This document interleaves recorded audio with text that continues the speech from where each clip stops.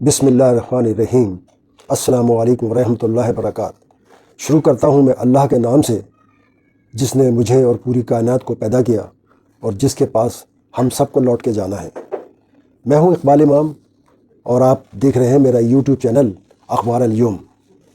میں جب بھی لکھنے بیٹھتا ہوں تو سوچتا ہوں کہ آخر شروع کہاں سے کروں، کیونکہ مسئلے اتنے ہیں، پرابلم اتنی ہے کہ سب ضروری ہیں اور سب پر لینے کو دل چاہتا ہے، لیکن اگر سب پر لکھوں گا تو شاید یہ ویڈیو میری رات تک ختم نہ ہو، اسے بھی ختم کرنا ہے۔ بہرحال اس زمانے میں سمندر کے کنارے مچھروں کی بستی کلانچی ہوا کرتی تھی، جو آج پاکستان کا سب سے بڑا تجارتی اور صنعتی شہر کراچی بن گیا ہے۔ لیکن اس کے اتنے مسائل ہیں کہ وہ بیان نہیں کیے جا سکتے۔ ایک زمانہ تھا کہ جب صبح کے وقت سڑکیں دھلا کرتی تھی اور آج ہر طرف کچرا، گندگی کے ڈھیر، مطلب تعفن ہی تعفن۔ آدمی کیا کرے، کہاں جائے؟ موت آسان ہو تو مر جائے۔ ہاں،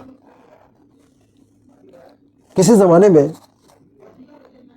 ٹرام کی ٹن بگیوں اور ڈبل ٹیکر کی دھب دھب بڑی اچھی لگتی تھی، بہت انجوائے کرتے تھے لوگ، لیکن آج کچھ بھی نہیں ہے۔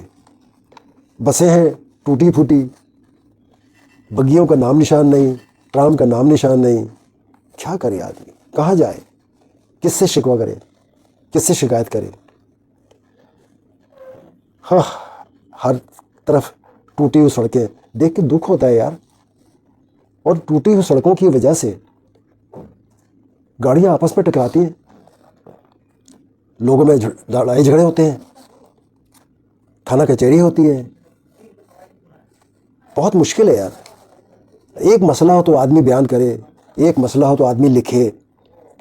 لوگ کہتے ہیں کہ آپ تو صحافی ہیں، لکھ سکتے ہیں۔ افسوس ہوتا ہے، دل چاہتا ہے ہم لوگ یہاں کیوں پیدا ہوئے، پاکستان کے شہری ہیں ہم اس کراچی میں پیدا ہوئے، ہم لوگوں کو رہنا ہی نہیں چاہیے یہاں پہ۔ مہر کراچی مرتضیٰ وہاب کو یہ مین روڈ کا حال ہے، اس طرف سے رونگ میں جائیں گے تو وہاں پہ پولیس والے اتنے ایکٹیو ہوتے ہیں کہ وہ فوراً چلان 2020 روپے کا کاٹ کے رکھ دیتے ہیں۔ جو بھی حکومت آئی ہے کسی نے کوئی کام نہیں کرا بھائی، ہم لوگوں کو مر جانا چاہیے۔ تو کیا کیا لکھوں میں؟ ہر مسئلہ ہی میرے لیے اہم ہے۔ خیر، اب میں کوئی سیاسی آدمی تو ہوں نہیں کہ جو سیاست میں بات کروں گا، کیونکہ اگر کوئی سیاست میں بات کرتا ہے تو سرکار کے کان کھڑے ہوتے ہیں اور وہ بیچارہ مشکل میں آ جاتا ہے۔ کیا کریں، کہاں جائیں، کس سے کہیں؟ میں عمر کے آخری پڑاؤ میں ہوں، چل چلاؤ کا دور ہے، پتہ نہیں کب بلاوا آ جائے، لیکن پھر بھی میرا دل چاہتا ہے کہ میں جب تک زندہ ہوں لکھتا رہوں۔ اور ایک اور خواہش میری، پتہ نہیں کب خواہش پوری ہوگی، کہ میں اپنی اہلیہ کو اپنے ساتھ حج کراؤں۔ کوئی اللہ کا نیک بندہ حج بدل کرا دے۔ اس دور میں چونکہ مہنگائی بہت ہے، حالات خراب ہیں، ایسا ممکن نہیں ہے، لیکن نہیں، اب بھی اللہ کے بندے ہیں ایسے، اور اللہ نے ان کو دیا بھی ہے، وہ خرچ بھی کرتے ہیں۔ خیر، چلو کوئی نہیں۔ اصل میں بات یہ ہے کہ ہماری قوم کو اب شعور آ چکا ہے۔ عمران خان نے قوم کو وہ شعور دیا ہے جو کسی نے نہیں دیا۔ آج بچے کھیل میں، نوجوان کالجوں میں، بوڑھے دفتروں میں، عورتیاں روٹی پکاتے پکاتے سیاسی بات کرنے لگتے ہیں، اور وہ بھی عمران خان کی۔ پتہ نہیں اللہ کو کیا منظور ہے، لیکن میرا دل کہہ رہا ہے کہ انشاءاللہ ایک تبدیلی کا انقلاب آنے لگا۔ یہ جو لمبی اندھیری رات مجھے 25 کے بعد ایک نئی صبح نظر آ رہی ہے، نیا دور نظر آ رہا ہے اور نیا پاکستان نظر آ رہا ہے۔ ایک زمانہ تھا کہ الطاف حسین کی بات ہوا کرتی تھی، وہ چلا گیا، پورا شہر بند ہو جایا کرتا تھا، کرفیو لگ جاتا تھا۔ آج عمران خان اگر کسی کھمبے کو ہاتھ لگا دے کہ اسے ووٹ دینا ہے تو لوگ اتنے پاگل ہیں اس کے لیے، اتنے دیوانے ہیں اس کے لیے، اتنا پیار کرتے ہیں اس سے کہ واقعی وہ کھمبے کو ووٹ دے دیں گے۔ بہرحال میں تو 100 بات کی ایک بات، پیر صاحب پگارا کی بات وہ میرے دل کو لگی ہے کہ عمران خان چور نہیں ہے۔ اگر وہ چور ہوتا تو لاکھوں روپے جو جمائمہ کی طرف سے اسے مل رہے تھے ان کو نہ ٹھکراتا۔ اگر وہ لالچی ہوتا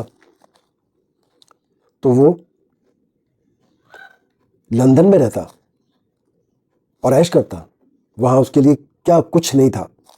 اور مجھے تو اس کی وہ تقریر بہت بھا گئی ہے، دل کو لگی ہے میرے، جو اس نے اقوام عالم کے سامنے کی تھی کہ اے اقوام عالم، تم اچھی طرح جانتے ہو کہ ہم دل کی گہرائیوں سے محمد صلی اللہ علیہ وسلم کو پیار کرتے ہیں۔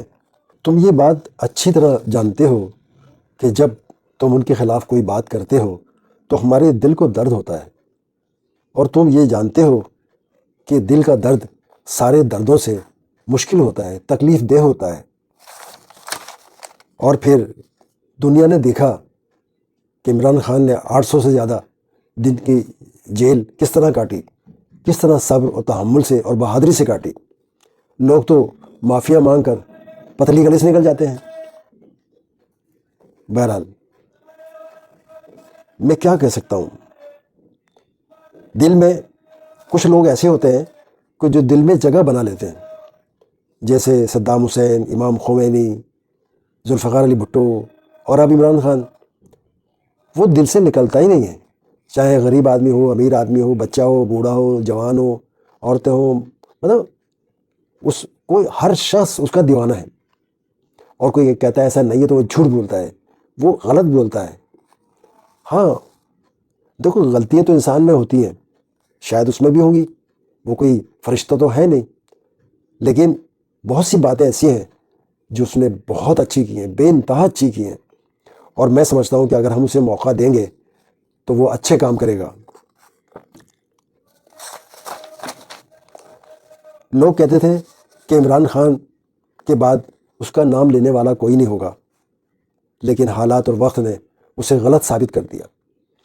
اس کے نام لینے والا سہیل خان آفریدی دا سر ماتول غواړي بندون پکې ډېر ګران کړو د بې سره رقیبانو، یا ځان شته کول غواړي یا درکډه کول غواړي، ملګرو پښتنو لکه پښتو به کول غواړي، دا سر کې د حالاتو دي ککې سمول غواړي، اغیار پکې لمبېږي مونږ ترې ګوټ کولی نه شو، باسد که باسد شي په دې اور لګول غواړي۔ میرے عزیز پاکستانیوں، ہم نے سنا تھا کہ ریاست ماں ہوتی ہے، اور ماں کے سامنے جب بچہ روتا ہے، جب اس کے ساتھ زیادتی ہوتی ہے تو ماں اس کو گلے لگاتی ہے۔ یہ سامنے ہمارے 9 مئی کے شہداء، یہ 26 نومبر کے شہداء، یہ اپنی ریاست سے انصاف مانگ رہے تھے، یہ اپنی ریاست سے اپنے لیڈر کو مانگ رہے تھے، یہ پاکستان میں انصاف، قانون، آئین کی بالادستی مانگ رہے تھے، لیکن ہماری ریاست ڈائن بن چکی ہے، ہماری ریاست پر ظالموں کا قبضہ ہے۔ 26 نومبر کو انہوں نے جس طرح گولیاں چلائی، ان کی سوچ تھی کہ عمران خان کے یہ ٹائیگرز ڈر جائیں گے۔ کیا آپ لوگ ڈرے ہیں؟ کیا آپ لوگ ڈرے ہیں؟ تو میں اپنی لیڈرشپ سے کہتا ہوں کہ آج اسٹیج سے ایک دفعہ پھر 24 نومبر کو اسلام آباد کی کال دے، منظور ہے، منظور ہے، جاؤ گے، ڈرو گے تو نہیں، لڑو گے، مرو گے، عمران خان کو لاؤ گے، انشاءاللہ تعالی ہم آپ کے آگے ہوں گے، آپ ہمارے پیچھے ہوں گے، اور عمران خان کو لائیں گے۔ وہ صرف वजीर आजम बनाएंगे इंशाअल्लाह ताला। डेरा शुक्रिया, डेरा मनना, तेरा पाकिस्तान। अल्लाह ताला ने एक मैं कह नहीं सकता कि वो उसे क्या नाम दूँ मैं, वाकई वो इमरान खान का सच्चा सिपाही है। और जिस तरह उसके काम हैं, जो उसकी बातें हैं, जो मैं देखता हूँ टीवी पर, अखबार में पढ़ता हूँ, तो यकीन ही नहीं आता कि इतना चाहने वाला भी कोई इंसान हो सकता है। और उसका वो शेर तो मुझे बहुत अच्छी तरह याद है। उसने कहा था कि मेरे जज्बात से वाकिफ़ है शायद मेरा कलम, मैं इश्क लिखता हूँ वो इमरान खान लिखता है। भाई नहीं, उसकी इतनी बातें हैं कि हर बात उसकी इमरान खान के लिए सच्ची साबित होती है। सुना है कि मोहम्मद बिन सलमान इमरान खान को अपना बड़ा भाई समझते हैं और वो सलाह मशवरे कर रहे हैं। जनरल राही शरीफ को उन्होंने कुछ ज़िम्मेदारियाँ सौंपी हैं। महमूद खान अचकज़ई और अल्लामा नासिर अब्बास कहते हैं कि इनकलाब सरों को पहुंच गया है, कभी अब आ सकता है। और ज़ाहिर है कि इनकलाब गरीब आदमी ही लेके आता है, घरों में घुसे हुए महलों में रहने वाले इनकलाब लेकर नहीं आते। अब ज़रा बात गैर सियासी कर लेते हैं। आप उम्रे पे जाना चाहते हैं लेकिन परेशान हैं कि वहाँ पता नहीं घर जैसा सालन मिलेगा नहीं मिलेगा, तो आप फिक्रमंद मत होइए। यूनाइटेड किंग ने आपका ये मसला हल कर दिया है। यूनाइटेड किंग के हुसैन भाई ने बताया कि आप उम्र पे जाने वाले यूनाइटेड किंग के कोफ्ते, कौरमा, नहारी और पाए अपने साथ ले जा सकते हैं। बिल्कुल उनमें वही टेस्ट है, उनमें वही मज़ा है जो आपके घर में होता है। और बहुत सी चीज़ें हैं। और मैं कहता हूँ कि जितनी तेज़ी से यूनाइटेड किंग ने तरक्की की है, कराची में फैला है, उसकी मिसाल नहीं मिलती। और शायद उसकी वजह म्यार की वजह से है। वो जो भी कुछ बनाता है वो सब म्यारी होता है। चंद दिनों से ये बात सुनने में आ रही है कि कुछ कंपनियां, ग़ालिबन 30 कंपनियां पाकिस्तान से अपना सामान लपेट कर जा चुकी हैं। काश ऐसा ना होता, क्योंकि इस मुल्क को बनाने में बहुत से लोगों ने अपनी जान माल की कुर्बानी दी है। वालिद साहब ने बताया था कि वो दिल्ली में जामा मस्जिद के सामने अपना जमाया कारोबार छोड़कर और दिल्ली की बल्ली मारान गली में अपना घर खुला छोड़कर बग़ैर कुछ लिए सिर्फ तन के कपड़ों में पाकिस्तान आने वाली ट्रेन में बैठ गए थे।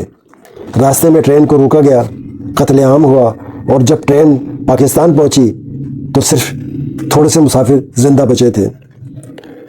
सर्दियां आ रही हैं और सर्दियों में पानी कम पिया जाता है और चलना फिरना भी कम हो जाता है। लोग बिस्तर में रहते हैं, पलंग पर रहते हैं। तो भाई मैं उन तमाम लोगों से रिक्वेस्ट करूंगा, दरख्वास्त करूंगा जिनको शुगर है कि वो अपना ख्याल रखें और पानी पिए, चलें, चाहे घर में चलें और किसी न किसी बहाने से अपना पलंग छोड़ें और एक्टिविटी दिखाएं, क्योंकि जान है तो सब कुछ है। और खुदा ना खास्ता अगर कुछ हो गया तो फिर सब चंद दिन रोएंगे, फिर चुप हो जाएंगे। नुकसान किसका होगा? आपका। लिहाजा पानी ज़्यादा पिए, घर में चलें और सुबह उठते ही सबसे पहले 1 गिलास पानी पिए। उसके बाद जौ का दलिया और 1 अंडा उबला हुआ खाएं। दोपहर को 1 बजे फ्रूट खा लें, सेब, जामुन, आड़ू, ये जो आप खा सकते हैं जिसमें शुगर ना हो। 2 बजे खाना खा लें, 4 बजे ग्रीन टी पी लें, लेकिन साथ कुछ ना लें। 7 बजे खाना खा लें, ये ज़्यादा 7:30 बजे खा लें। उसमें चिकन ले लें, मटन ले लें, बीफ ले लें, पालक का साग डाल दें, उसमें मेथी का साग डाल दें। उसमें अगर दाल खाते हैं तो मूंग की दाल ले लें, लेकिन छिलकों वाली। और सबसे ज़रूरी बात जो है, क्योंकि पानी पीना और चलना یہ دونوں چیزیں جو بہت ضروری ہیں آپ کے لیے. ایک بات جو مجھے تکلیف پہنچی جسے وہ یہ تھی کہ اقبال بھائی جو رکشہ چلاتے ہیں اور اپنے گھر کو پال رہے ہیں، ان کی بیگم شوگر کی مریضہ تھیں اور شوگر کی وجہ سے وہ اپنی بینائی کھو بیٹھی ہیں. ان کا پوتا جو بھی صرف 2 ماہ کا ہے، اس کا آدھا دن کام کر رہا ہے اور ڈاکٹر نے بتایا کہ خون نہ پہنچنے کی وجہ سے اس کا آدھا دن کام کر رہا ہے.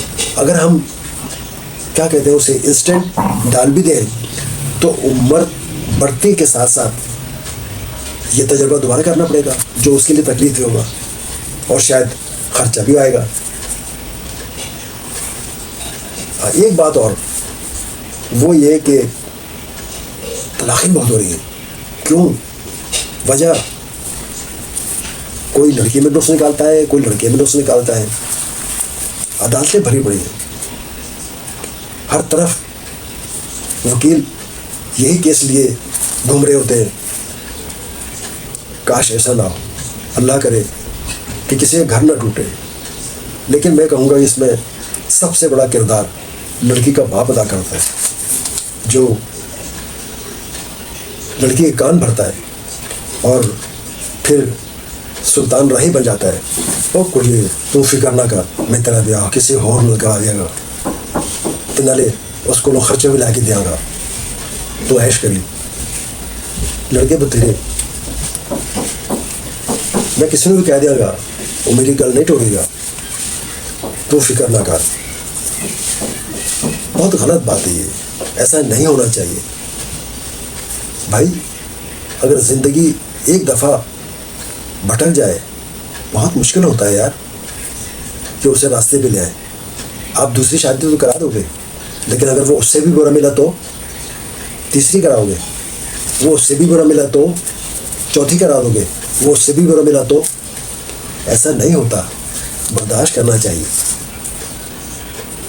کچھ حالات ہو جاتے ہیں کہ نبھانا پڑتا ہے، نبھانا چاہیے. گھر ایک دفعہ ہی بنتا ہے، بار بار نہیں بنتا. اور یہ دونوں کے صلاح مشورے سے، دونوں کے تعاون سے گھر بنتے ہیں. آج کل ایک مسئلہ اور ہے جو بہت عام ہے، وہ ہے ای چالان. اسکول کے بچے، کالج کے بچے، دفتر جانے والے لوگ، غریب غربا، موٹر سائیکل والے اس زد میں آتے ہیں. ان کا چالان ہوتا ہے 5-5 ہزار روپے کا. وہ کہاں سے لائیں گے؟ وہ کیا کریں گے؟ اور چالان کرنے والے تو دیکھتے ہی نہیں ہے کہ غلطی ہے یا نہیں، غلطی کسی کی اور سزا کسی اور کو ملے. یہ کہاں کا انصاف ہے؟ ایسا نہیں کرنا چاہیے.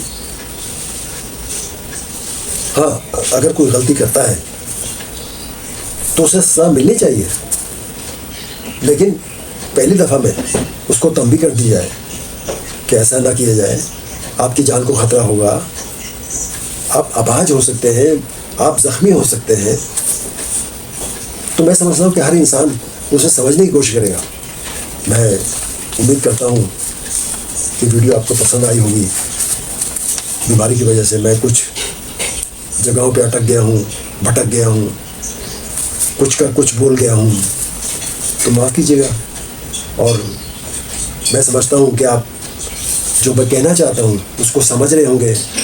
اور پلیز میری ویڈیو کو زیادہ سے زیادہ لوگوں میں شیئر کیجیے، لائک کیجیے اور اسے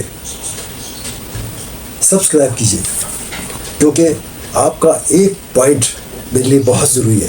امید کرتا ہوں آپ مجھ سے تعاون کریں گے. السلام علیکم ورحمۃ اللہ وبرکاتہ.